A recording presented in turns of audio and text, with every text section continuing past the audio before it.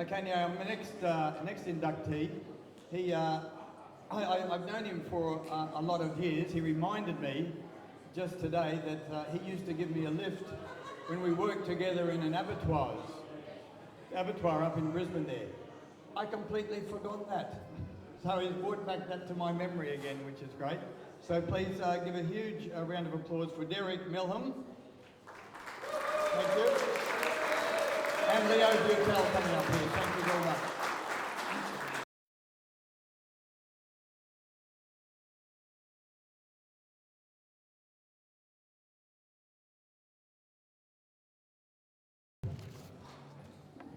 Mate, no one shares my microphone, even if he is Derek Miller. I'd just like to say firstly that not only is it my pleasure to do this induction, but it's my complete honour, because I just think Australian boxing wouldn't be where it is today if it wasn't for some of the things that this guy has done. And by the time you virtually read the magazine that they put out today and listened to Derek Miller and what he's done, I'm sure you'd agree with me. But Derek, it's my honour to do this, and into that microphone, mate, if you would just tell us how you become involved in boxing. Thanks for the kind words, Leo. I've become involved in boxing. My father used to take me to the stadium. Right. Okay. Yeah, my father used to take me to the Brisbane Stadium. Can you hear that? You have to use yours. Uh-huh. Okay. Thought it was on. We're on? Yep. Okay. Once again, I become involved in boxing when my father used to take me to the Brisbane Stadium. And then I used to, from primary school, I went to school with a guy called Jimmy Ryan, who ended up quite a handy middleweight. And we used to go to the Woolloongabba Police Boys Club together and train. And that's about how I got involved in it. Mate, you joined the Australian National Boxing Federation in 1990. There was a bit of a schmozzle then, and mate, you virtually saved the National Boxing Federation and were virtually involved in getting it back on its feet.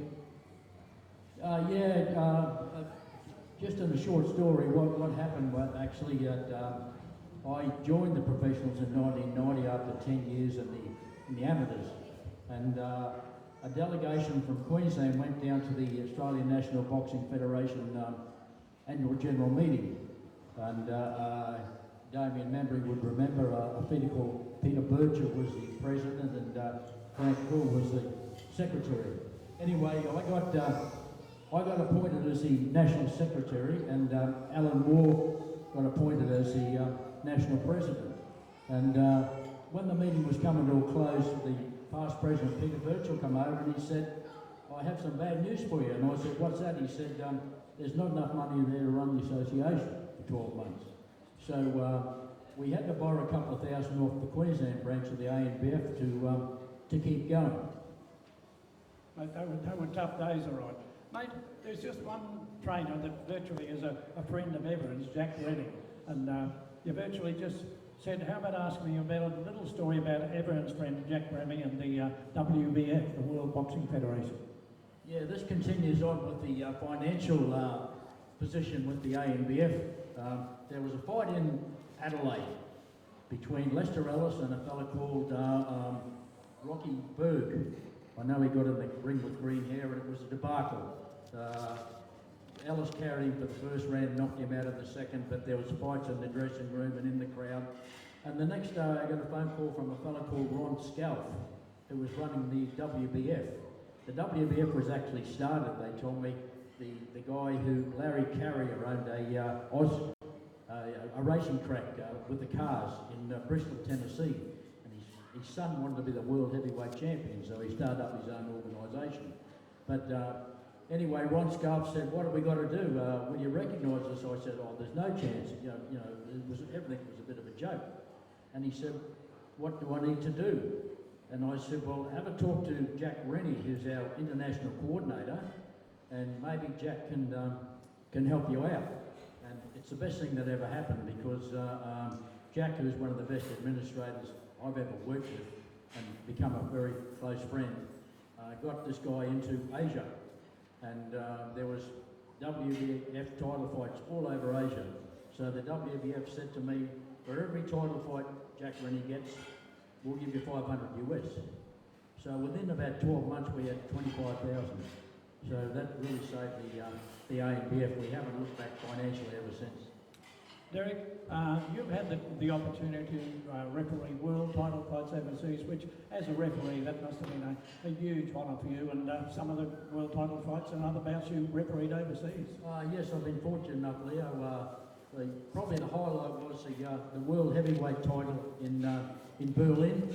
A 7-foot tall Russian called Nikolai Valuev was the world champion, and he was to fight John Ruiz. It was their second fight. They had one fight before, and it was a draw.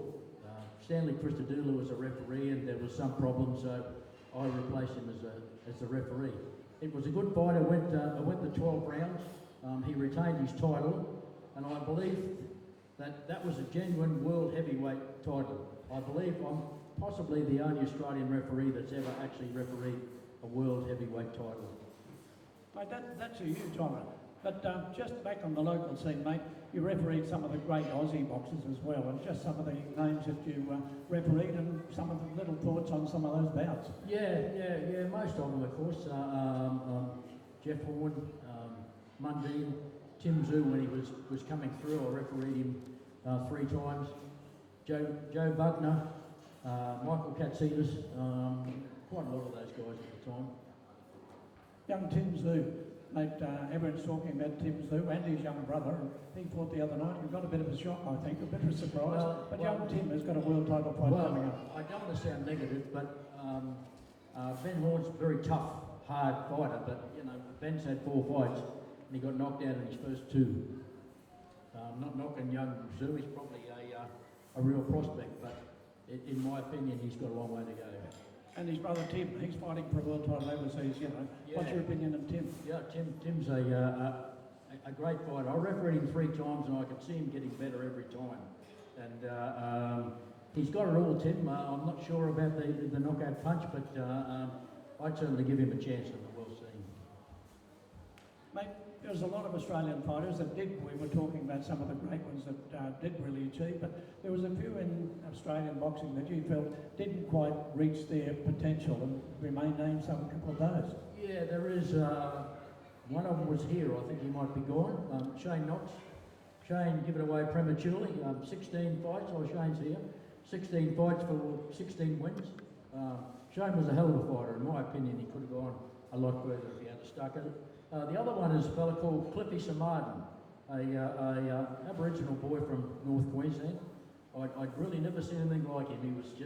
He had that hand-eye coordination, a real whippy action. He had 25 fights for 25 wins, and he said to me, well, you know, I'm not getting much money for it. He was a fitter and turner with Man Eyes and Mines. I'm not getting much money for it, and just recently I've been living in a caravan in Jack Rennie's backyard, so he walked away from it, but that guy had some talent. Right, there's been 2 recent world title shots in Australia, and 2 Australians have had shots at world titles, 1 win, 1 loss, and we just heard about one of them with the, you know, I think that goes down in almost a John Sattler sort of toughness with a guy fighting 10 rounds with a broken jaw. But mate, your opinion on the 2 recent world title shots? Well, George Kambosos, you know, I've got a lot of time for George. He works so hard. He's a real animal in the gym. He just gives it everything. But in my opinion, he had the wrong game plan. He basically got his ears boxed off. And if they return again, I'd give George every chance if he actually changes his game plan and goes in and fights him.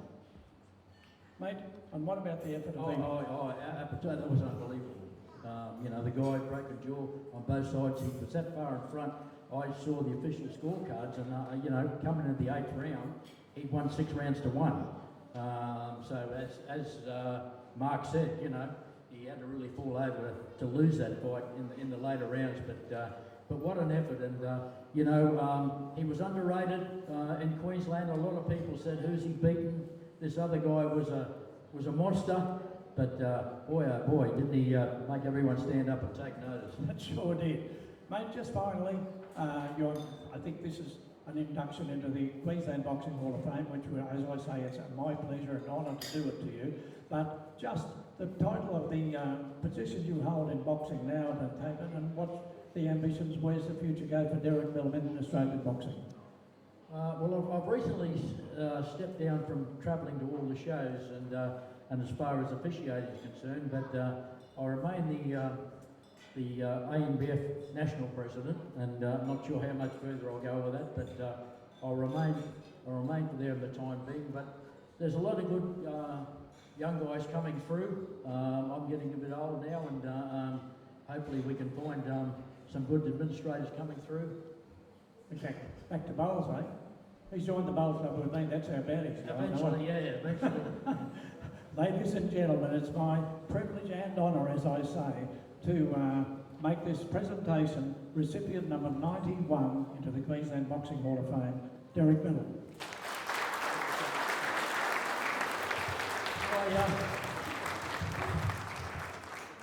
I'd just like to thank the Boxing Supporters Association. I really appreciate the recognition. You guys are doing a great job supporting the boxing industry. I'd like to thank a few people here. My beautiful wife.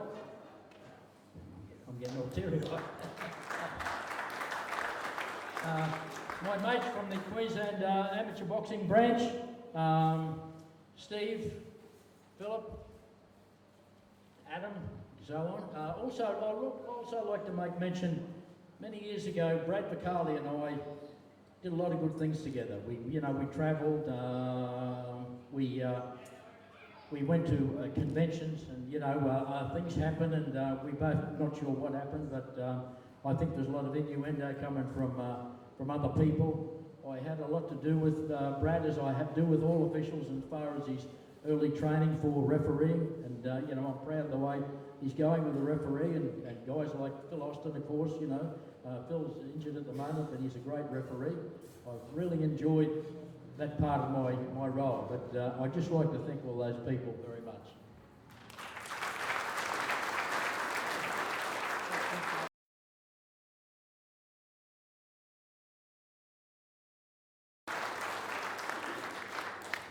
Thanks, guys. Derek Millman, Leo Butel. Thank you, Leo. Thank you, Derek.